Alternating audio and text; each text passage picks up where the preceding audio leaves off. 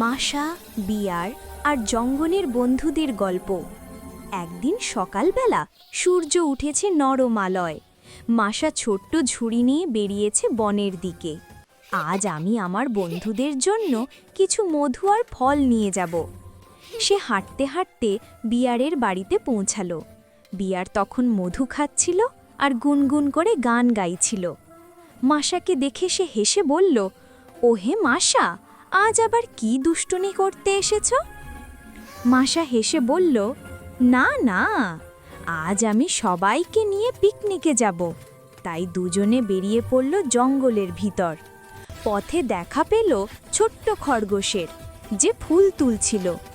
আমিও যাব বলে খরগোশ লাফিয়ে তাদের দলে যোগ দিল।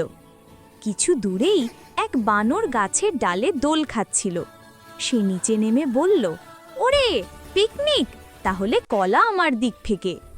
তারপর ওপর থেকে এক রঙিন পাখি উড়ে এলো। সে বলল, আমি গান গাইব, তোমাদের পিকনিক হবে আরও মজার। সবশেষে এলো বিশাল হাতি, ধীরে ধীরে ধুম ধুম শব্দে। সে হাসতে হাসতে বলল, আমি পানি আনব নদী থেকে। সবাই মিলে নদীর ধারে বসল। মাশা সাজিয়ে রাখল ফল, বিয়ার আনল মধু, খরগোশ দিল ফুলের মালা, বানর করল হাসির খেলা, পাখি গাইল গান, আর হাতি সবাইকে ঠান্ডা পানি ছিটিয়ে দিল। হঠাৎ বিকেলের দিকে আকাশে মেঘ জমল, বৃষ্টি পড়তে শুরু করল।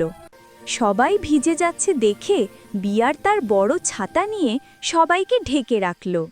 মাশা বলল, দেখেছ, আমরা সবাই মিলে কত ভালো দল। বৃষ্টি থেমে গেলে আকাশে উঠল এক সুন্দর রংধনু। পাখি গেয়ে উঠল, বন্ধুত্বের রংধনু কখনো মুছে যায় না।